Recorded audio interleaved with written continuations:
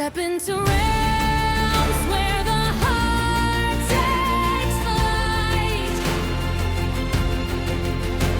where strategy meets the edge of night. The Dungeons, Dragons, and Psychology Podcast. Prepare your mind. Now be our guest.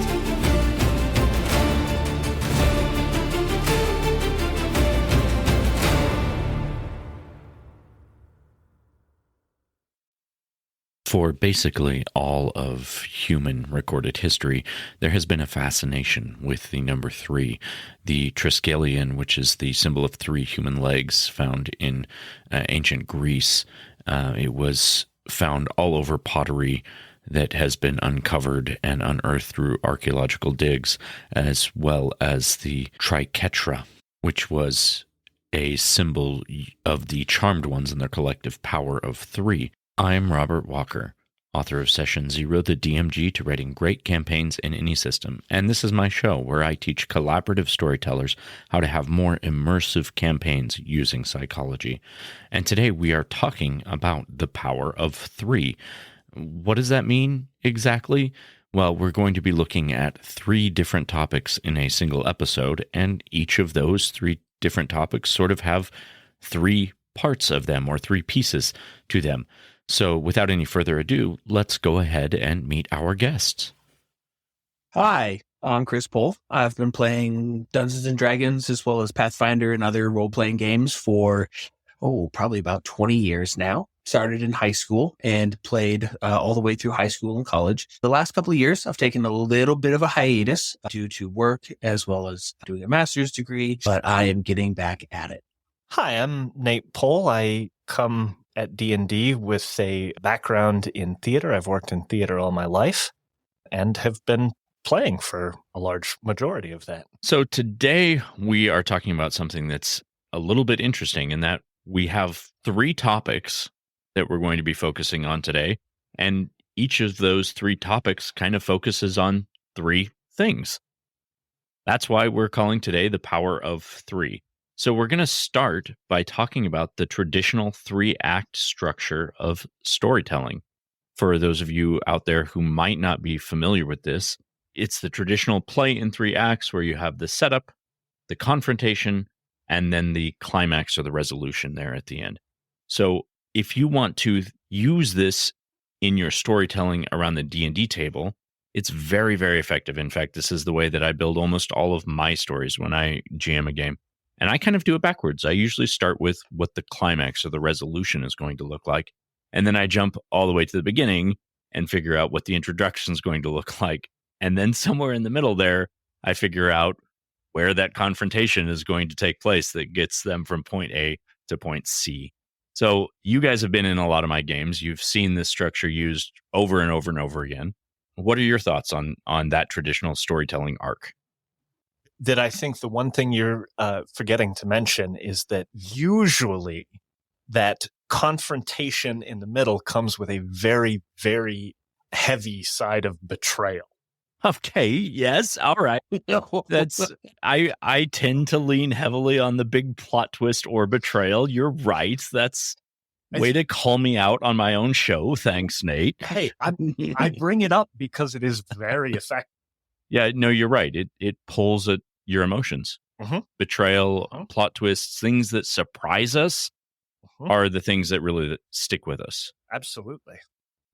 Yeah, and one of the things is that puts a lot of the times the emphasis in this story structure is to really look at the confrontation and the climax. But, when this idea of betrayal is brought in, the setup is that much more important because you need to establish trust. You need to get the team going. You need to get things moving for that confrontation, or in this case, we were talking about betrayal, to happen. Well, and typically they go kind of hand in hand. For me, I would say the betrayal is sort of, or the plot twist is sort of the transition from Act 1 to Act 2. It's going from the setup, and the setup is leading to that moment of betrayal or that big plot twist, at which point that moment has taken place. It becomes clear to the players what needs to happen in the confrontation, who they need to confront. So then the confrontation takes center stage at that point. Absolutely. And I think you could probably look at that transition between the confrontation and the climax in a very similar sort of way, in terms of that transition from confrontation to climax is the party realizing, by realizing, I mean bringing into reality all of their plans for how they're going to succeed in that sort of climax confrontation. Yeah. Yeah. Like in short term, that's like, oh, what buffing spells are we going to cast? You know, the long term, it's like, what items do we need to gather? What do we need to get? What do I need to enchant? What do I need to prepare? Well, or what do we need to learn about them? What allies do we need to make? What other roadblocks do we need to overcome in order to get to whatever that final showdown is? Yeah, and if you break it down, each of those, I mean, we're talking about the power of three. Each of those three acts also have three subcomponents of them. So in the setup act, you have your exposition, you have your inciting incident, and you have your big plot point, which what we're talking about is our big betrayal, or it's the plot twist. Then you move into your second act, your confrontation. There's the rising action portion. You have a midpoint, or sort of like a moment where it calms down for just a moment, and then big confrontation, the point where your characters are facing off against the BBEG, or they're solving the great big puzzle that has been set before him. And then in your resolution, you have your pre-climax, your conclusion, and then your after story. Anything else that's your epilogue, so to speak. Mm-hmm. And that epilogue is a very key part as you create sort of your story, as you prepare for the players to sort of move through your world. Thinking about what that epilogue looks like, whatever the bow is on the story, is something to keep in mind as you go all the way through, so that you know your characters and you can see what sort of matters to them in the world as they move through it, so that you can sort of neatly wrap all of that up and provide them with that sort of very satisfying, very sort of cathartic moment at the end of the story. Well, and to even take this idea, another step, another layer down, that's how a session goes. Mm-hmm. You gather and you recap. Right. What happened last time? What are we trying to do? Okay, yeah, that's right. And then you have the main point, which is like all the action that happens, trying to, get through the maze or kill a guy or, beat a quest or, trying to find out what you're trying to do sometimes. And then you have your end, which is, do we get experience? Do we level up? Or, what loot do we get? Or No, I mean, you're very right. The traditional 3-act structure, you're going to see it in like 3 different points throughout your entire campaign, right? You're going to see it used for the story overall. You're going to see it used for your module or your current adventure, and you're going to see it used in every session that you play. So once again, the power of 3 rearing its beautiful head for us. So let's go ahead and move on now to our next of the 3 topics that we're talking about today, which is going to be, we'll call it 3-dimensional characters. And this is what does it take, the 3 things that we kind of distill down to, what does it take to make a really good collaborative character around the table? And the ideas that I had, and your guys' 3 ideas might be a little bit different, but I'll share the ones I had, is first of all, you need the build on the character sheet. You need a good, effective build that is going to allow your character to be played the way that you want to play it. You need a backstory that is complete with ties to the party and with goals for their character going forward. So a backstory that ties them to the narrative and to the party. And you need a good personality to be able to be engaging and entertaining while you're at the table with the other players. So those are my 3 dimensions of a 3-dimensional character. What are your thoughts on that? Or do you have any other ideas that might fit in there? We'll be right back. Hey, Cyclithids, if you love the Dungeons, Dragons, and Psychology podcast and want to help keep it alive, There are a ton of ways you can support the show. Join us on Patreon for exclusive content like NPC character sheets, early access to new products, and even first looks at DM's Assistant app. You can also grab gaming-inspired merch on the Etsy shop, Games for Games, or pick up one of my books, The Player's Handbook to Real Life, or Session Zero, the DMG to Writing Great Campaigns in any system. And even if financial support isn't in the cards for you, you can still help by sharing the show, leaving reviews, or introducing new players to our community. Links are always in the show notes, and thank you for being the heart of our adventure. I think one of the things for me is I'll maybe take a step back instead of saying for a good character, what about a good player playing a character? And there are, 3 different types. I'll definitely put the first one very similar to yours, Rob. It's about, the structure of the character on the character sheet. How are you going to have them, made up? What about the numbers you have? What about your armor, your weapons, all these things? That's definitely a part of it.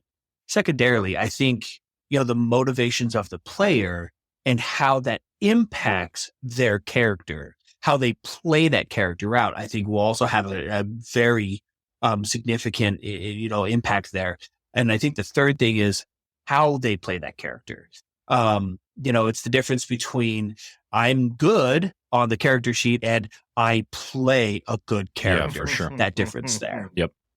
Yeah, that is sometimes, I think, where you get that little bit of a gap between ideal and reality. I have to say for myself, I think I'm very much in line. I think maybe the one thing I would emphasize, I have a tendency to think about it in the language of the theater. But I also maybe usually rearrange the steps a little bit. That I tend to think about sort of who the character is first. What are their goals? Okay. What are their motivations?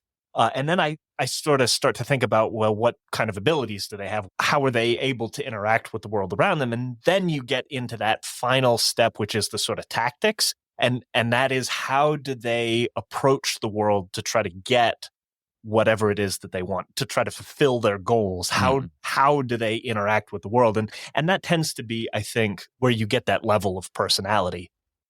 For myself, I don't know that I usually think about how I'm going to present so much, because it's really difficult to sustain a presentation that is utterly different from who you are. I tend to approach it much more from the sort of point of view of, how am I going to get what I want? And then I'll just let my personality sort of come through as I pursue a very specific tactic to try to achieve a goal. Yeah, I think that's a very good point. I know when Monty Cook was on the show a few weeks back, him and I were talking about alignment a little bit. And one of the things that he said is he thinks it's almost ridiculous to start a game with an alignment, because how are you going to know how you're going to act before you're in a situation and figure out character personality and all of that stuff, which I thought was a very good insight. So he suggests that, after 2 to 3 sessions, allowing characters to make any changes to the character sheet portion that really don't fit the personality or the story that's trying to be told. So give them the opportunity to change out feats if something is more applicable to the way that they're playing, or change their alignment if the way that they are playing or the way they interact with the world is different. I think that's a very good, useful tool to make these things very cohesive with one another. Absolutely. I think that is a great insight. I have a tendency about that third session is when I start using the retraining rules. Yeah. Because that's when I figure out sort of what works and what doesn't. And that's when it's time to start switching abilities because at the heart of it is your goals. And then your abilities sort of dictate how you try to achieve those goals. So if the abilities aren't lining up with the goals, then it's time to lose the ability and do something more effective. Well, and to harken back to, the session we did a couple of weeks ago, it's one of those things where you also start to learn how your character interacts with other characters and, where that lies and how you want to interact with them. And so that may also be a changing point. And I think that is a lot of the personality thing. I might go into a game with a concept of what I want a character's personality to look like, but it's never what I envisioned it after playing with the other players, even a little bit. Because I think so much about our personalities is shaped by those around us, and we're not, you don't really know what your character is going to present as until you're seeing all of those other things that are around them in their life. And I think that shapes them just as much as the numbers on the character sheet. I would say more. Yeah, really. Okay, so our last topic that we're going to have here, and I left the most time for this one because I think this is something that the three of us, power of three, are very passionate about, and that is 3-player games.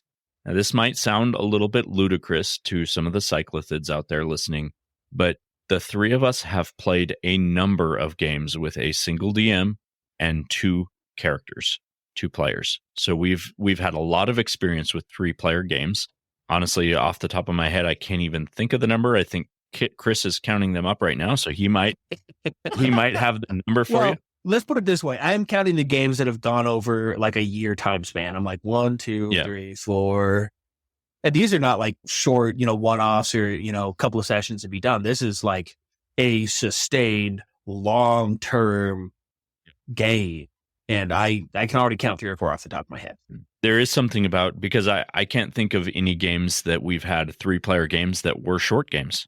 It tends to be, as far as I can think of, when we've had the 3 of us playing in a 3-player game, those games have all been year-long or 2 years long games.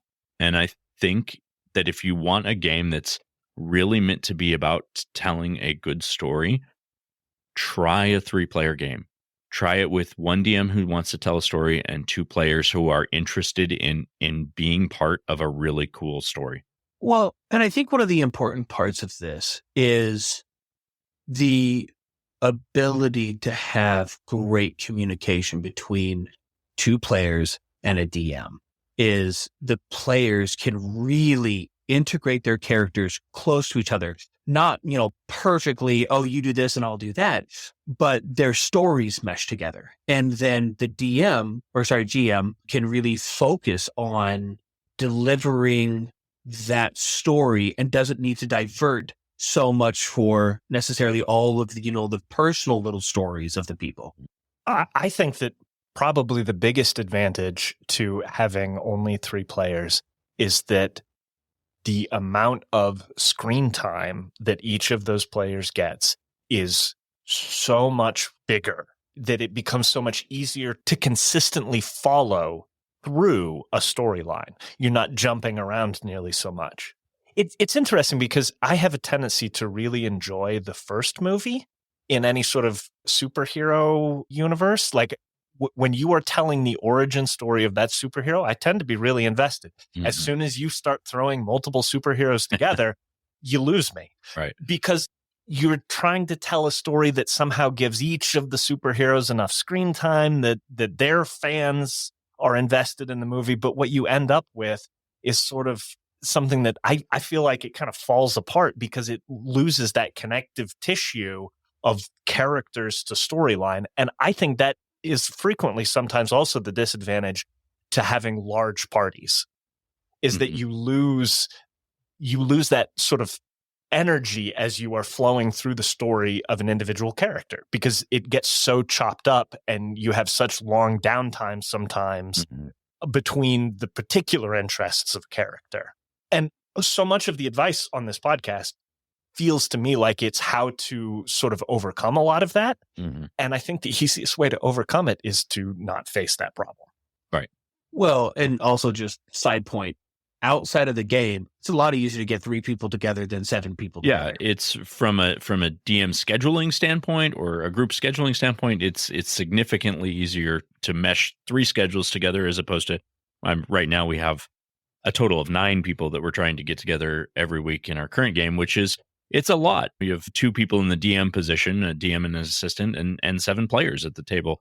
It is a lot to get everybody there every week. And so we've kind of had to compromise and say we're going to run a game as long as 4 people show up. And we've had to do that a handful of times that we've had just 4 people at the game. But those games also seem to be a little bit more productive. It's not because anybody is being unproductive there. It's just there are so many stories that are trying to be told at the same time. And there's so many heroes. So you're right. It's like a superhero action flick in that we have a lot of different superheroes that are trying to all have their moment to shine and everything. And it's just a little bit simpler with fewer people. Not that I don't love gaming with everybody we game with, but yeah, in terms of simplicity and narrative, the fewer people you have in that narrative, the easier it is to follow a storyline.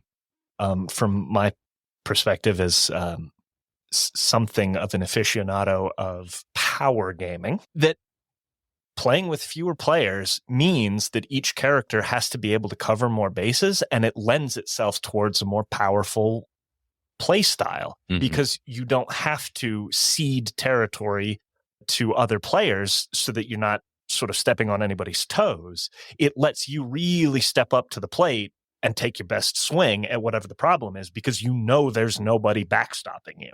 Well, and also from a GM perspective, I'm guessing, Rob, since you've, GM'd probably the most out of all three of us, one of the biggest advantages there is you don't have to plan so many storylines at the same time. You don't have to plan something for a thief and something for a sorcerer and something for a wizard and something for a barbarian, something for a druid. And yeah, let's throw a monk in there too. There are two of them and each of them can have the spotlight at certain times. But if you've got a fighter and spellcaster, you might do a break-in every once in a while, but that's not necessarily going to have to be a focus all the time. Yeah, that is it. That's an accurate point. As a DM, it is much easier to navigate a story for two individuals than try and weave stories together for 3, 4, 5, 6, 7 individuals. And to make it still be a cohesive story that everybody is interested in. But I think the other thing that has worked really, really well in our 3-player games with the 2 players and the 1 DM is that we've always done a very good job of having those 2 players be tied to one another, very, very closely connected, either being brothers, as the 2 of you are actual brothers in real life. That has been very easy, or cousins, or just very close childhood friends. But being very tied to one another is much easier in a small group than it is in a really big group. And that also lends to an easier story to tell because you guys are going to care more about the same story together. You're going to care about what his character is invested in and vice versa than it is with, maybe you're tied to 2 people in this party. You're not as interested in what player number 7 is interested in. The first thing that springs to my mind actually is the conservation of ninjutsu. It's the concept that when you have one ninja in a movie, they're very powerful. But as soon as you get lots of ninjas, they're all mooks. Yep. And it's just you only at any given moment in a game, you only have so much attention and sort of, this is going to sound a little bit crude maybe, but you only have so much caring to give. And so putting all of that energy into one other character creates really tight bonds as opposed to spreading that same amount of energy out among several other people. It makes it that much harder to really tie people together. Well, and to add on to that, kind of to play up a couple of things both of you have said, when you only have 2 characters and, let's say one of them gets close to dying, you only have one other person you can rely on to save your butt. Yeah. And guess what? As the other person, if one person goes down, you're all on your own. Yep. And so it really leads to this idea of you have to rely on each other and keep each other up. Because it's not if, you've got a 7-party group. If one person goes down, that's 1/7 of the power that goes down. Oh no. 2-party group, literally half your power is gone. Yep. And from a storytelling perspective, I think that's equally true. Half of the party going down, like that requires 100% of your attention. Yeah. As the other player, like that is the most important thing that is now happening. Right. As opposed to if you've got 7 other players, somebody else can deal with that. I remember one game with you and I, Nate. It was one of the 2 elf games where we went traipsing into the woods and I ended up at 2 hit points. We had to hide in a tree for like 4 days just to give me like 2 hit points back so we could get out of there. Yeah. It makes the combat scenarios a little bit more realistic in terms of when the party is overwhelmed, there is a natural inclination that retreat is an option. I don't think you see that as much in bigger groups. Even if retreat would be the best option, there's more of a concept of let's just power through it, destroy this monster. As long as one person survives, we can bring them all back. But really, in a 2-player game, when one person goes down, you know that other person's probably going to go down too because they've lost half their strength. Okay, let's go ahead and move on to tricks of the trade. Today's tricks of the trade is going to be a tough one for each of us at the table, because what I would like each of us to do is we're going to have 3 ideas here for you in our Power of 3 episode of a 3-dimensional character in a 3-player game, and what would the 3 acts of storytelling look like for that character. I want to clarify. We are each of us creating a character with a sort of story arc to be played in a 3-person game. Yes. So that part doesn't really matter as much, but it's going to mean that probably we're going to have to come up with the idea of a character that is going to mesh well with another character. And what would you want the story to look like that this character would be placed in? Okay, I've got this. Nate, you and I have talked about this before multiple times. Okay. An idea that I've had that I've always wanted to play is a half-orc war priest. The idea being, because he is orcish, there is a lot of, honestly, racism against him, especially from, an area where there's a lot of paladins. Paladins are used to fighting orcs. Orcs always try to raid the town, and the orcs killed my parents, even though my parents were just trying to get us to safety. And guess what? Because of that, I hate the paladins. It's not that I am evil. It's that I see the system and I want the system destroyed because it is perpetuating evil in the name of goodness. So you have this background of, I don't hate everyone. I just hate these specific people for doing this specific thing to me. It would evolve into this idea of a war priest starting a rebellion against what he sees as the lawful tyranny that is perpetuated by knights and paladins of this area, and ends after the lawful system has burned to the ground. He walks away. He's not about the power. He's just about destroying the system because it destroyed him. Fascinating. That sounds like a fun game.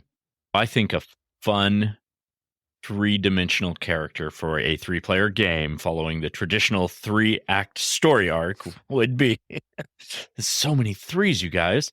A young hag in a hag coven. Both players who are players around the game could be part of this coven, so they're tied together in that way. And we'll start off with a backstory of they were born into this. Perhaps they're a changeling, or they perhaps are even a creature that was stolen away from their family and raised in this hag coven. So that kind of adds a little bit of backstory to them and gives them the goal of figuring out, where did I really come from? Where am I really going? Their story arc, the way that I would see it, is the setup would basically be playing early on in completing quests and goals for this coven, working in the traditional sense of being that evil character as an evil hag. But I think the plot twist could be they find out a little bit about their life, a little bit about their background, the fact that they weren't some sort of evil creature to start off with. They came from a different society, and then the confrontation would ultimately be with the society that they were raised in, the family that they were raised with. It would be sort of a hero's journey, stealing the key away from the kingdom that they were raised in to go off on their own, with the resolution becoming their own person, becoming their own individual, and paving their own path. And then there was one. Okay. I'm going to go with a pair of half-elves. One of them is human presenting in a way that their elven heritage is not obvious. The other presents in a way that their heritage is very obvious. They grow up in a society that is very human-centric and is very lushly civilized, by which I mean a civilization that puts a lot of emphasis on art and other beautiful presentations, at the expense of the natural world around them. All of that sort of natural world is just resources to help fuel the civilization. And so the human presenting elf is raised perhaps minor nobility or something of the sort, and the elven presenting one is their slave. And so the plot twist is when the human presenting half-elf learns of their elven heritage, and whether that's from another elf or whether that's from a member of their family, whatever it is, that it sparks this sort of question of, do I continue to support the civilization that is destroying the elven lands, or do I lead the rebellion against this human civilization in defense of what I now know are my kindred? Fascinating. Really interesting. I like that. Awesome. Yeah. Well, thank you guys so much for being on this episode today. I really feel like the two of you are going to have to come back for at least one more episode in the near future so we can complete our Power of 3 recordings. But for now, let's head over to the knowledge check. For today's knowledge check, we're going to be talking about an article from Harappa that is called How to Communicate Better with the Rule of 3. They begin by talking briefly about why 3 is so common and why we see it in so many places, especially in forms of communication like storytelling, novels, or in movies and film. Many of our stories go back to 3, 3 blind mice, the 3 musketeers, the 3 wise men, 3 men in a boat. The 3 is so prominent in fairy tales, myths, and stories, and it has been taken into our modern storytelling method, which is visual film, media.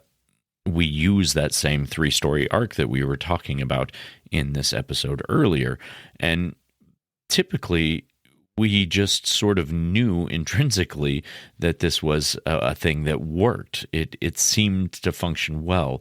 Neuroscience has been able to show us that the reason that 3 works so well is because our mind is attracted to patterns, and 3 is the first amount of objects that you can have to create a pattern.